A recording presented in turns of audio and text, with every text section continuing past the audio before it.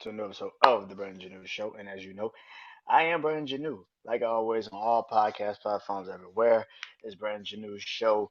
And of course, social media platforms like Instagram, TikTok, Brandon Janeau Show. And of course, my YouTube channel, Brandon Janeau Show. Um, Hope you guys enjoy all the new episodes that are out, man. I appreciate everybody that's been subscribing, following, everything, man. Hope you guys enjoy this episode. Let's get into it. So I said I was gonna do one. I posted on social media, and I am gonna do one tonight, right here, right now. It is officially time for the biggest party of the summer, SummerSlam, which is August 5th. But since SummerSlam is literally a couple days now, a week now away, technically, because it's August 5th. So not this Saturday coming, and not the next Saturday, but the Saturday after next will be, you know, SummerSlam. So I decided to do my top ten list of my favorite SummerSlam matches, and so all today I've been watching certain matches just to make sure certain matches lined up and the matches that I really did like. Um, so I had a couple matches that I already was gonna put on here, but I wanted to make sure that I went back and watched some. So here's some of the matches that I do still hold high regard, love to death, but they just didn't make the list. The first ever TLC match, which a lot of people forget, was at SummerSlam. It wasn't at WrestleMania 17. It was at SummerSlam 2000. Um, the first ever TLC match, of course, Edge and Christian, Hardy Boys, Dudley Boys. Uh, Gotta add that as an honorary mention. Um, also, CM Punk versus John Cena for the WWE Championship in 2011. Would have been on here. I just didn't like the ending of Alberto Del Rio cashing in Money in the Bank. I thought it was a stupid ass ending. Um, Also, Stone Cold versus Owen Hart. It's a Continental Championship match. The ending of that match also didn't go the way it went. Stone Cold picks up the victory by like without the neck injury would have been great, but you can't put it on here for me personally. Seth Rollins versus Finn Balor. The first time they fought, the Demon Finn Balor versus Seth Rollins. Dope fucking match, but couldn't put it on here. But yeah, and I gotta say this: SummerSlam got way better matches than WrestleMania. Yeah, that says a lot. Like SummerSlam has the best matches outside of WrestleMania. Also, the Elimination Chamber match, in 2003, between Triple H, Chris Jericho, Shawn Michaels, Randy Orton. I forgot who else was in that goddamn eliminate. Chris Jericho, Randy Orton. I want to say Chris Benoit, Edge, one of them two. Um, Might have been Edge. Nah, yeah, I know it was Shawn.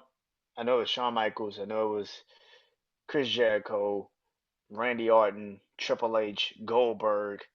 I forgot the other fucking person. There was somebody else. Might Booker T. I forgot who the fuck else was in that elimination chamber match. But yeah, that elimination chamber match also didn't make it. So yeah.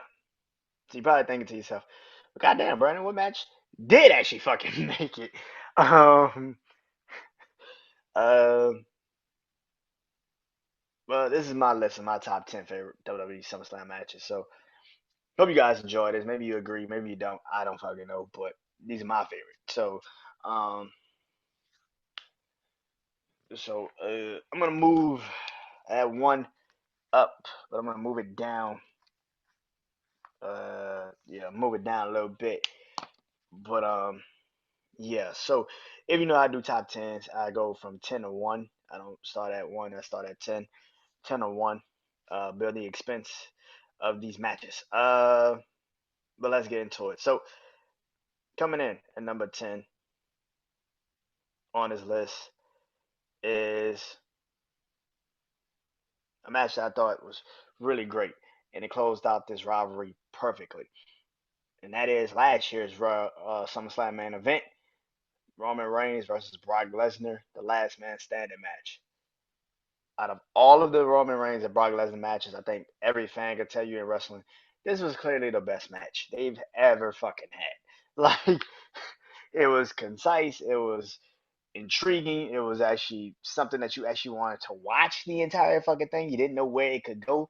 Brock is such an unstoppable force. Roman Reigns was the unmovable object at this moment with his title reign. It was just obvious that these two men clashing at SummerSlam. And let's be real, a lot of us as fans of wrestling and WWE knew this shit could literally go either fucking way because, and of course, this was the first SummerSlam without Vince McMahon being in charge because Triple H had took over. So it could have went either fucking way. But at the end of the day, um, Brock lost, Roman won. Roman is still the champion, still doing that. By the way, just watched SmackDown. It just went off. Uh, and it seems like pretty much it's gonna be like a non-sanctioned street fight, no holds barred, whatever the fuck WWE want to call it. It's gonna be one of those matches for Roman and Jey Uso. But yeah, last year was pretty good. It's kind of interesting to see the bloodline kind of fall now because this is one of the reasons why the bloodline was intact to help Roman keep the title. And of course, everybody knows how this match ended, which was pretty much the Usos and Roman piling up shit on top of Brock Lesnar and making them making them pretty much not able to stand at the 10 count. So I know a lot of people probably would have this a little higher, but for me, it's at 10. It was a cool match. Like I said, it's the best match they've ever had together. Like ever. Like everybody wants to say WrestleMania 31, but if you take out the Seth Rollins cash in, WrestleMania 31 is WrestleMania 34. Like WrestleMania 31 is literally just WrestleMania 34 with them two.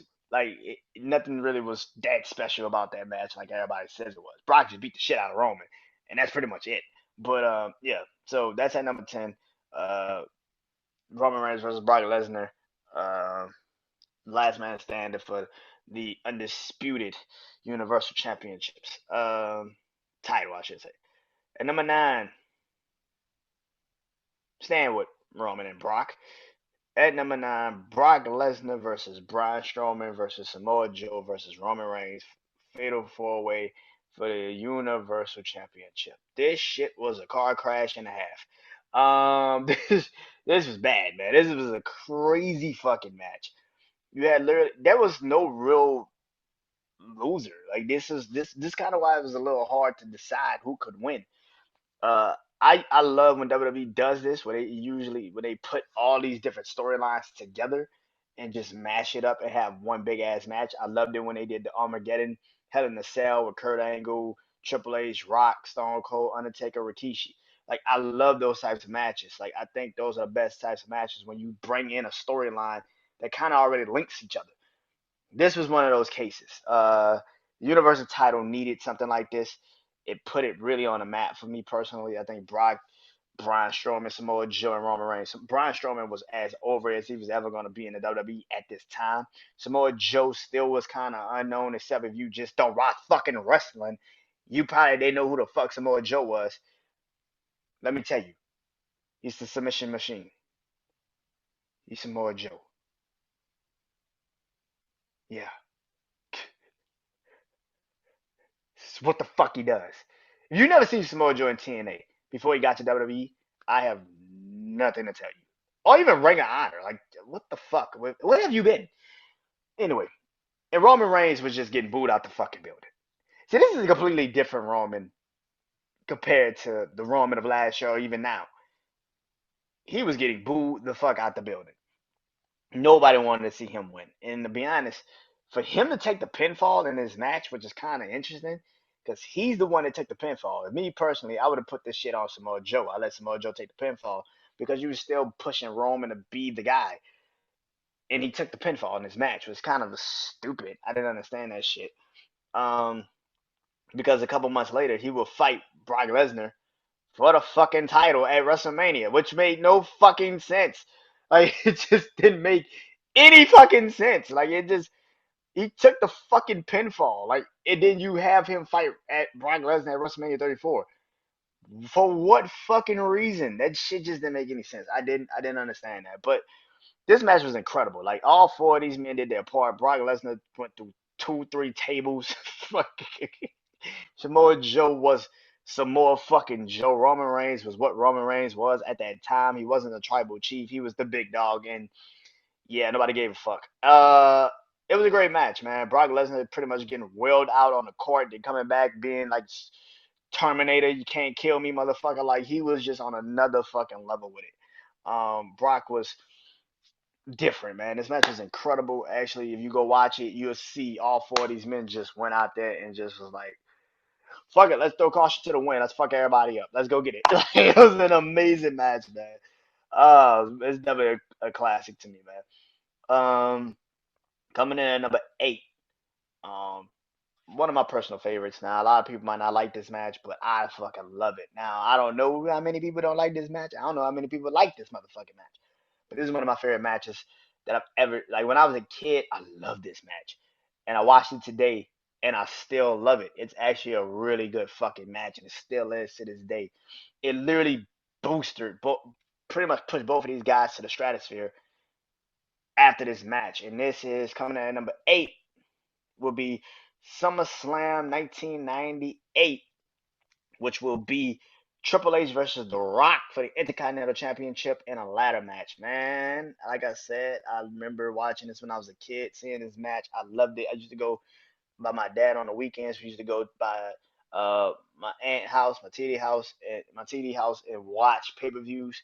So of course I was like a kid. 98 SummerSlam, Triple H versus The Rock. Sign me the fuck up. Like DX versus the Nation of Domination was a massive rivalry to me. I was a huge fan of both. Um, I was a more fan of a. I love more so X Pac and D'Lo Brown fighting for the European title more than I like Triple H and The Rock fighting for the Intercontinental Championship. But at the end of the day, I did love these two men, man. And of course, they're like two of my favorite wrestlers, so it made sense. I thought that those two men were deemed, deemed to be great. Even then, we all knew it was coming that both of these men would be great. The Rock got there a little faster, but hey, Triple H got there. Um, if you would have asked me, I know they also clashed, I think in 2000 SummerSlam, I can't remember, but this is one of my favorite matches. Yeah, Triple H, Rock, and Kurt Angle, I think, fought for the title for the WWE Championship at SummerSlam 2000. But if you ask me, this is one of my favorite matches by those two men. Like 98 SummerSlam, one of my favorite matches. Yeah, and it was a ladder match. Like, come on, man, you can't beat a ladder match. Come on. Um, by the way, I think that might have been the Rock's only fucking ladder match. Like, if you actually think about it, that may be the Rock's only ladder match in his entire career. So, yeah. But that's at number 8. Coming in at number 7. Ooh, this is kind of interesting because I moved the Rock and Triple H down, so now I gotta see what I want to do with number 7. I don't know what I want to do. This is kind of interesting. All right, fuck it. Hmm. I'm gonna keep number 7 the same. Coming in at number 7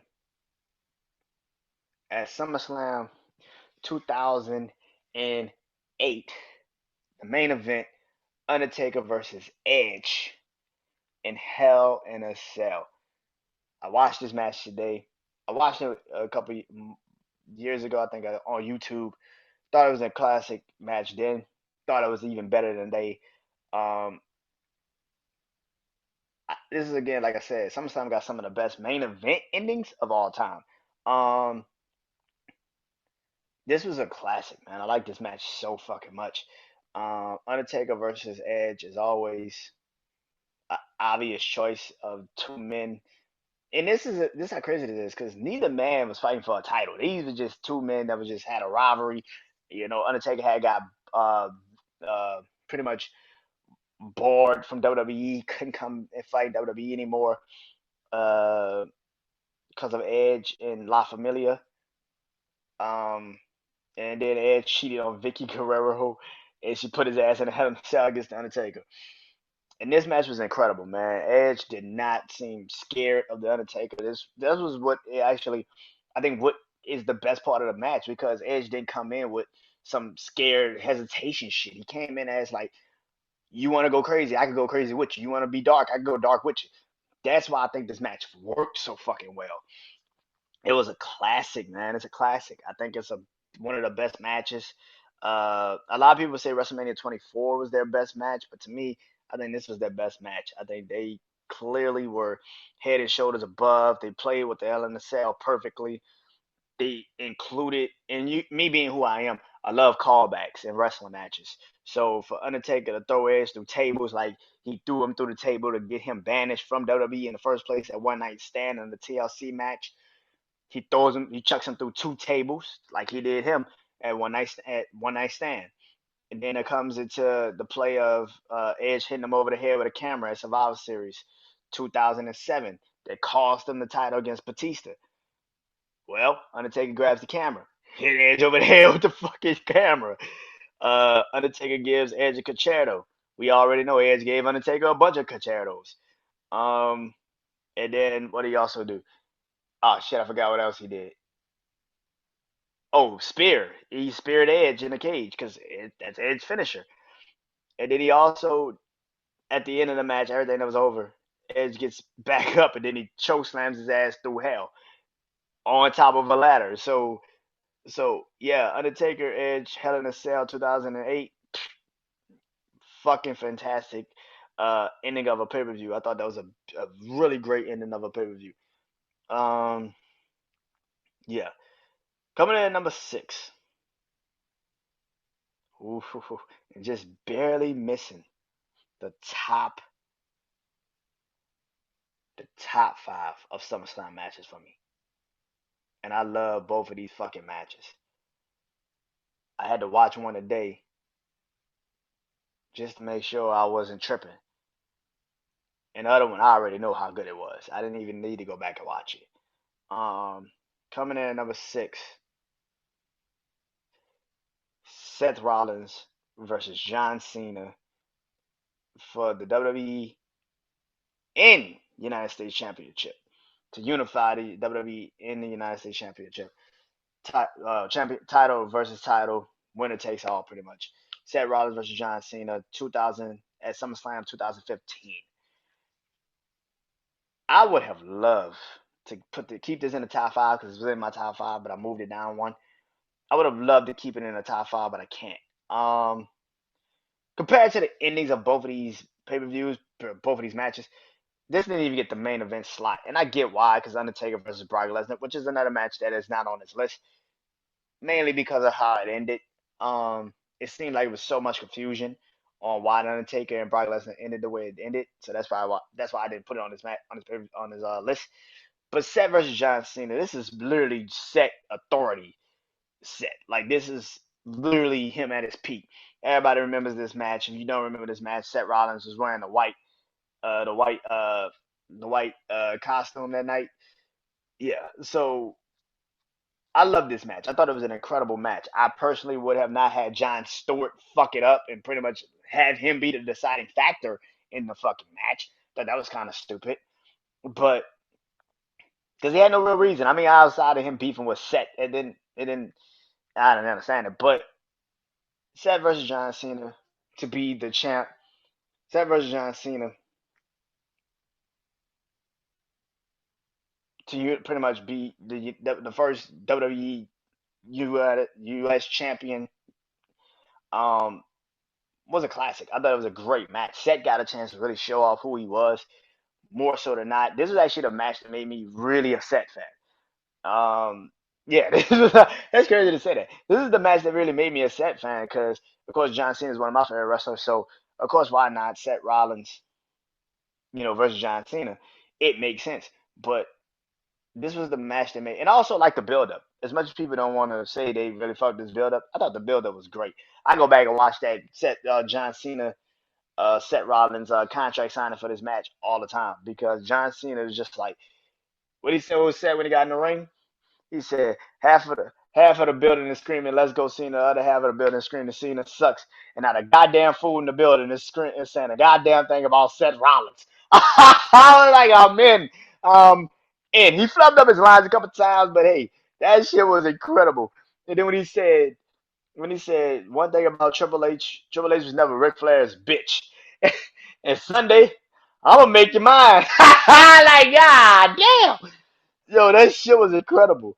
Um, it boosted Set. It made Set even into a bigger star. A couple of months later, he would tear his knee up.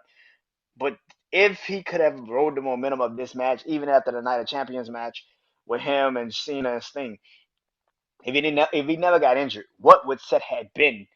Because he was going to probably drop the title to Roman, which would have made Roman more sustainable as the guy. But Seth versus John Cena at SummerSlam 2015 was the best match they could have put on. And like I said, again, I understand why Brock and Taker closed it out because of what the fuck had happened. But me personally, Seth and John Cena at least should have had somewhere opening the motherfucking show because if you're in the middle of the pack, it's like, did you matter? But this match did matter, and it was a great match. Coming in at number five, dope. Coming in at number five, getting into the top five now. Let's keep it with John Cena because to me, John Cena, big match John, as they say, did make the top five, and that match is John Cena versus Daniel Bryan. SummerSlam, what was it? 20, I want to say 2013. SummerSlam 2013. The Beard versus the Champ, as they were posting it. Or as we now know it, the American Dragon versus the GOAT. Um, Daniel Bryan versus John Cena for the WWE Championship at SummerSlam 2013 was a changing of philosophy, not changing of the guard, changing of philosophy of WWE. Um, Daniel Bryan versus John Cena. John Cena, people forget, John Cena actually picked Daniel Bryan. He picked him. He actually picked Daniel Bryan to be his opponent because they had an incompetent GM that was like, "Hey, John, you want to pick whoever you want to fight," and he picked Daniel Bryan. And of course, that was WWE's doing, but I don't think WWE thought John Cena was physically gonna pick fucking Daniel Bryan. And Daniel Bryan goes into this, and this is where the Daniel Bryan is just a B plus player shit kicked in. And this wasn't just a fucking thing on TV. This was literally behind the fucking scenes. We find out how much behind the scenes bullshit went on with this rivalry. Like, and it just set the pathway for how fucked up WWE's thought process was towards a guy like Daniel Bryan because he didn't match what WWE wanted him to match. And this was the first time you saw it and you realized it. And you was like, damn, WWE, like, this man is made. And again, this kind of feels like right now what's going on with LA Knight, where he's over. He's fucking over. Let him take the ball and fucking go. But instead, WWE's got this fucking philosophy in their heads where you gotta be like this and we gotta make you over. And it's like that is the dumbest shit ever. If the fans fucking loves this guy, they're probably going to ride with this person. In 2013, Daniel Bryan was as over as you can fucking make a person. He was over. There was nothing else. And this is by the way, in the mix of CM Punk getting himself over for 2 fucking years without WWE really pushing him like that. You give Daniel Bryan a chance versus John Cena at SummerSlam 2013, and he beats him. He beat him outright. 1, 2, 3, beat him, take the title. And then you have Randy Orton come in and then take the fucking belt. And you wonder why fans revolted against you motherfuckers during this time period. Because you were the only show in town and you wasn't giving the fans what the fuck they wanted. It was stupid to the detriment of WWE. And they did this shit. They do this shit all the time. They're doing it right now with LA Knight. Talk about how good things come, those to wait. The man's over. Like, I don't know why the fuck you want to keep dragging this shit along. But by the time you finally give him what he deserves, it's going to be fucking over and nobody's going to care anymore. Daniel won this night, man. He won the title. He should have kept it. The fact that you literally had him go to Night of Champions, win it, and then say he couldn't win it because it was a crooked referee, it didn't make any sense. WWE just kept fucking up. What they wanted was Randy Orton versus Batista. They wanted Daniel Bryan to fight Sheamus again. It just didn't make any fucking sense. And the fact of the matter is that they had to switch course because the fans were not going to let you just push this man to the fucking side. And as fucked up as it was, it made WWE actually have to listen to the fucking fans because the fans actually was right for fucking once. Holy shit, we were right. Who the fuck knew that? He deserved to be the champion, just like LA Knight right now deserves something. I know he's not taking these pins in these matches, but you can't keep letting him come out there. You see it, you hear it every week, you hear it every week. That you just like, well, he's just not there yet. Especially for a mid card fucking title like the US Championship. That shit makes no sense. This was the WWE Championship. Like the man was over. He would have gave you great matches. He would have literally got the fucking title up. And that is why fucking fans revolted. That is why fans did not like the WWE. And that's why the Yes Movement became a fucking, it's still one of the biggest fucking things WWE's ever happened. Because it was fucking organic and they knew you were fucking with this man. When John Cena comes back and he literally there in Washington, excuse me, and he goes up to Daniel Bryan and raises his hands up and says, "This is why people respect this man because he's actually worked for the shit that he's getting." That is what you do. And I think that is why a lot of people revolted. That match, though, all in all, wasn't fucking credible. You got to give it to both of them men. Like, Daniel Bryan showed up and showed out. John Cena, everybody was screaming, he can't wrestle, he can't wrestle. Well, go watch this match because this man put on a fucking clinic with Daniel Bryan, man. And that is all. That I know it don't sound as hard because it's Daniel fucking Bryan, but that was a good fucking match. The match I watched today, I was like, yo, I forgot how good this fucking match was. This shit was incredible. You didn't even know it was 30 fucking minutes. Like it's like, damn, this shit is good. That is something that you barely see nowadays. Daniel Bryan got over organically. WWE tried their hardest to derail it, but the fans would not let it fucking happen. And I think WWE needs to, instead of WWE ever learning from their mistakes, they keep pushing this shit and thinking this shit makes sense. And it's like the people you keep pushing will never get over because the organic ones are the ones you should be trying to make stars, but you don't. Why? Because you don't see them that way. And that is your biggest fucking dilemma. At number 5 is Daniel Bryan versus John Cena at SummerSlam 2023. I mean 2013. Oh God, 2013 for WWE Championship. Coming in at number 4. Speaking of Randall Keith Orton, coming in at number 4. Randy Orton versus Christian, and I don't know if it was at Extreme Rules, but I know it was like a no holds barred match. Randy Orton versus Christian for the World Heavyweight Championship, SummerSlam 2011. Man, this match, man, this match, fuck, this shit was good. I remember the night Christian got to SmackDown and Randy Orton came from I think the draft or some shit, and Randy Orton ended up on SmackDown. And the first challenge of Christian's title ever, he won the fucking title. 6 days later, this man put on a classic SmackDown main event with Randy Orton, and he lost the fucking title. This nigga lost the title in 6 fucking days. Vince did not like this man. I don't know why Vince had such a vendetta against Christian. I have no idea. What did he do to you? This man won his title, finally won the fucking World Heavyweight Championship 6 days later. How fucked up is it to get told, yo, Randy Orton gonna beat you tonight for the title you worked your whole life to get? Like, what the fuck? What is that?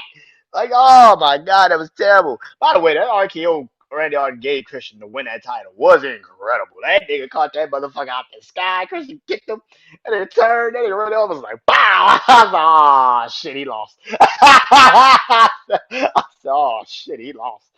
Oh, that shit was That was one of the best RKOs. Even though people don't clump that in, that's one of the best fucking RKOs. Cause that nigga Christian jumped up the second rope and was so happy. He turned and Randy Orton was like, boom! Oh, that shit was classic. Speaking of another RKO that was classic, in this match to win the fucking title back, Randy Orton, same thing. Christian hit Randy Orton with a kendo stick to, get space from him. Randy Orton pulls like the still steps close. And then Christian like did the same shit. Hit him with the kendo stick, then try to jump off the second rope. And that nigga Randy Orton caught that nigga. Boom! I said, ah, shit. This time though, Randy Orton got his ass perfect. This match, it got, I think it was like 20 something minutes long. It's one of the fucking best matches you would ever see. It's fucking fantastic. These two men went in there. Christian, if you don't know how good Christian was, you couldn't see it really with WWE in his first run, but when you watched him in TNA as Christian Cage, he was the shit. Like you can tell, damn WWE fucked up with this dude. They brought him back, and then when he went to ECW to be champion real quick, he had some great matches at ECW. But when he finally got back to that main roster, again, it felt like Vince McMahon just didn't know what the fuck to do with him, or he just didn't like him. I don't know what the fuck it was, but Randy Orton and Christian had one of the best rivalries in 2011. Now that I go back and watch a lot of their matches in 2011, yeah, they really did have a really good fucking rivalry. Like, and this was one of the best fucking matches they had. This was a hell of a fucking match. Both men went in there, classic. Edge kicked it off. Edge came back just to tell Christian, I did not know my best friend became a sibling, you know, self-centered son of a bitch. Like, I'm not about to help you with Randy Orton. Fuck no, you're on your own. He just left him. And Christian's like, what the fuck? Like, yo, like, we best friends. What the fuck? It was so good, man. This match was incredible. It was a fucking banger, man. Oh man, I'm about to go watch that match when I get off this shit. I'm gonna be honest with you, because that shit was good. That shit was good. Coming in number three, speaking of Edge, SummerSlam 2021. Out of the pandemic, they would. Edge versus Seth freaking Rollins.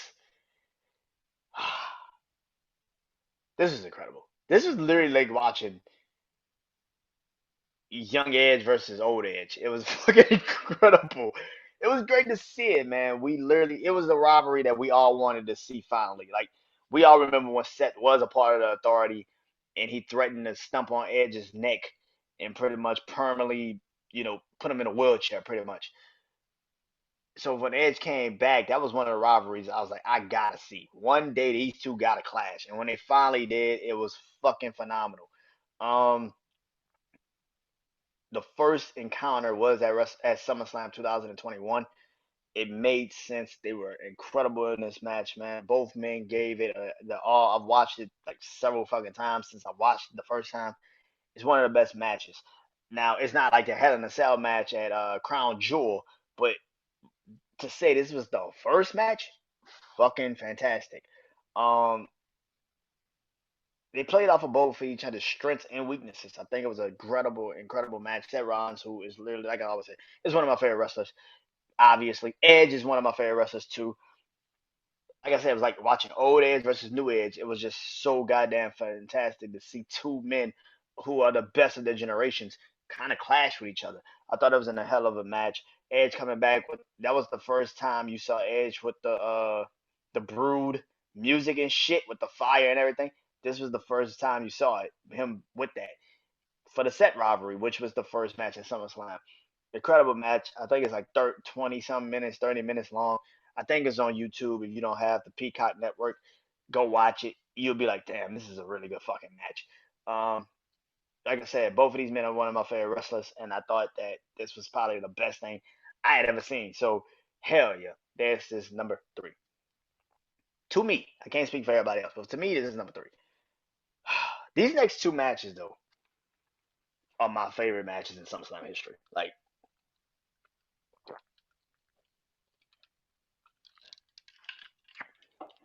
fuck SummerSlam. These might be my two favorite matches ever. They just so happened to happen at SummerSlam.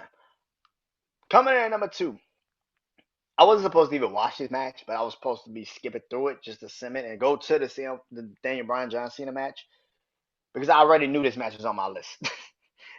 But I was like, I'm already here. I might as well watch this shit. And I watched it like I've seen it for like the 100th fucking time since it happened.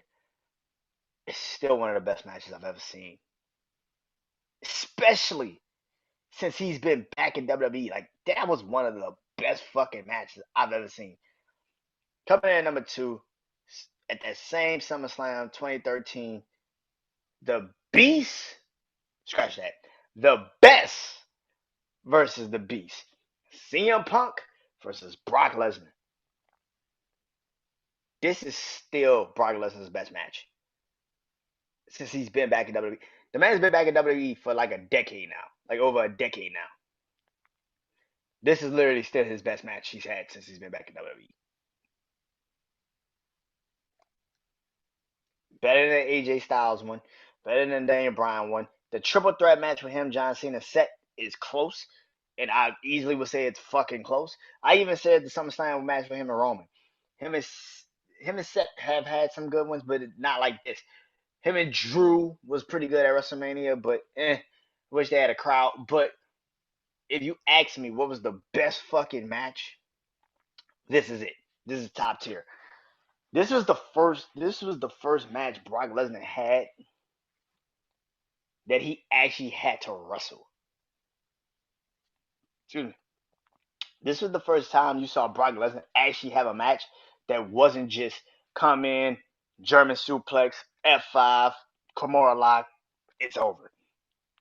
This was a real fucking match. Like you saw how really fucking well versed Brock was at fucking wrestling. Like that shit is incredible. Like watching them two men fight and actually have a real match, it was like, what the fuck is this? Now you watch Brock, you kind of already know what he's gonna do. But in this match, you can actually say this is the Brock I literally would love to see more of. This was incredible, man. CM Punk and him went at it. I thought this was even when I watched it when I was 10 years ago. When I watched it, I thought it was incredible. I watched this shit today again just to make sure I wasn't tripping. This is one of the best matches Brock has had since he's been back in WWE. It's been over a decade since he's been back in WWE. And this is literally the best fucking match he's had since he's been back. I'm not even joking. I'm serious as shit. Him and CM Punk went in there and did great fucking things together. I really do think this should have been at WrestleMania. I thought this should have been at WrestleMania 30 and not him and Taker. When you actually watch it, it's CM Punk and him had an incredible fucking match. CM Punk barely has bad matches, and that is rare for Brock to have to me, a match. Earlier in his career, when he first got to WWE, him and Kurt Angle at SummerSlam 2003, him and Kurt Angle in the Iron Man match, him and Taker in Hell in a Cell, No Mercy. Like he's had matches, but this is the first time with all that power and all that strength. You saw how good Brock Lesnar really fucking is in the ring. He just decides to do that shit. The fact that him and CM Punk went out there in a no disqualification match, which is the craziest shit, because they didn't even use weapons. They didn't use weapons till late in the fucking match. That's how fucking crazy that match is. Brock got to be the master. Brock got to be the monster, the beast, and corny. He got to do all that shit. But he also showed he can get fucking rocked. He can take as good as he receives. And that is something you rarely see. This match was fucking fantastic, man. Like I said, I think it's on YouTube. I can't really tell you. Just type it in. But if you know, if you've watched this, you know what I mean. This is literally one of the best matches in SummerSlam history. Them two went out there and fucking tore the roof down, man. And to set it up, literally the next match was John Cena and Daniel Bryan. So you literally had two bangers back to fucking back. This was one of the best matches. It got a standing fucking ovation. Like after the match was over. Brock got a standing ovation. The CM Punk got up and got a fucking standing ovation. Watching this match was fucking phenomenal. I like, bro, this is one of my favorite matches.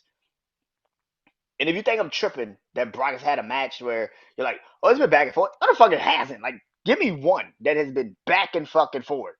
This is one of the rare few matches in Brock Lesnar's career since he's been back that was a back and fucking forward. Like, you couldn't tell who was going to win. CM Punk hit this man with the GTS. CM Punk was rocking Brock, like roundhouse kicking.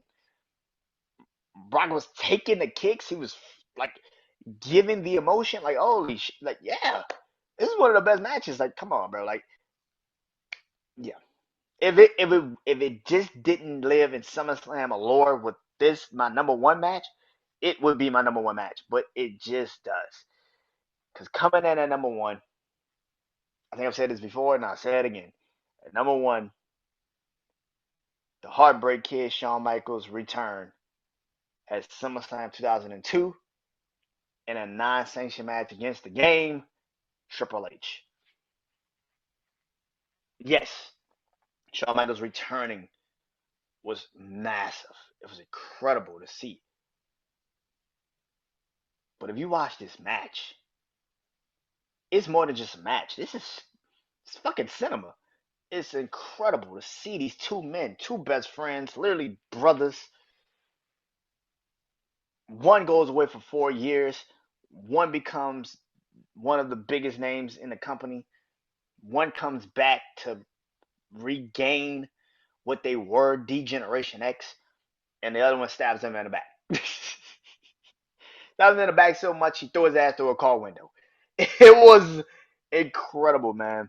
The pop Sean got when he said, but my doctor said I could make a full recovery, let's say around SummerSlam. And Triple H is like, you challenging me to a match? Like, is that what you're doing? And Shawn Michaels was like, you bet your ass I am. And Triple H's whole facial expression was like, motherfucker. Like, really? That's what we doing here? It was a great fucking build up to the match. Like, if you watch the promo package before the match, you get the emotion, you get it all. One of the best SummerSlams. Also, this is the SummerSlam with Kurt Angle versus Rey Mysterio, Rock and Brock. But this was one of those matches, man. And Shawn Michaels versus Triple H, non-sanctioned, is probably one of the best SummerSlam matches. And probably one of the best matches. And probably one of the best feel-good stories you've ever seen. Shawn beating him with a roll-up, pretty much.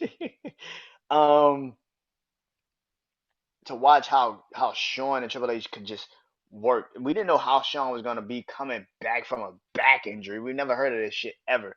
That a person was coming back from a back injury, let alone 4 years away from doing this shit.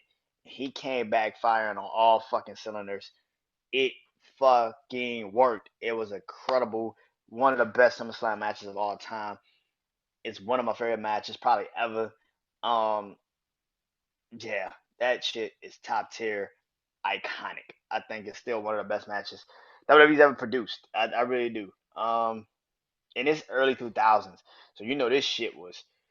And this is, by the way, this is the end of Stone Cold. The Rock is leaving. Everybody's about to go, and they put on a classic. They put on a fucking classic. So definitely. But that is the top 10, my top 10 of SummerSlam matches, according to me.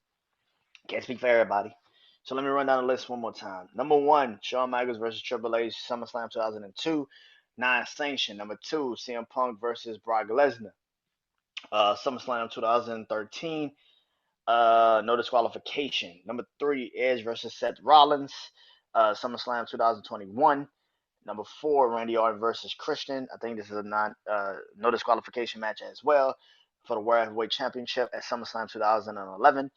Number five, Daniel Bryan versus John Cena for the WWE Championship at that same SummerSlam as CM Punk and Brock Lesnar, SummerSlam 2013. Number six, Seth Rollins versus John Cena for title versus title at SummerSlam 2015.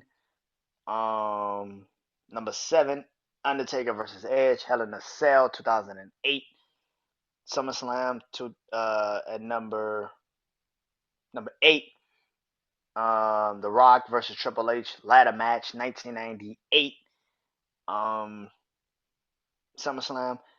At number 9, Brock Lesnar versus Braun Strowman versus Samoa Joe versus Roman Reigns for the Universal Championship in a fatal 4-way. I can't remember what year that was. 2018, I think. Yeah, 2018. I think it was right before the pandemic. So 2018, I think 2018, 2017. Actually 2017. Yeah, 2017. Yeah, because Brock and them fought. Yeah, it was about 2017. Yeah. Wait. Holy shit. Yeah, it was 2017. Yeah. I'm not tripping. Yeah, 2017. Um, and then that was number 9. And then number 10, Roman Reigns versus Brock Lesnar for the undisputed Universal title, last man standing at last year's SummerSlam. Yeah, that's my top 10. SummerSlam's coming. And of course, like always, I will be doing my rating review show for that. Until then, I am Brandon Janeau. That is my top 10 SummerSlam matches. Peace.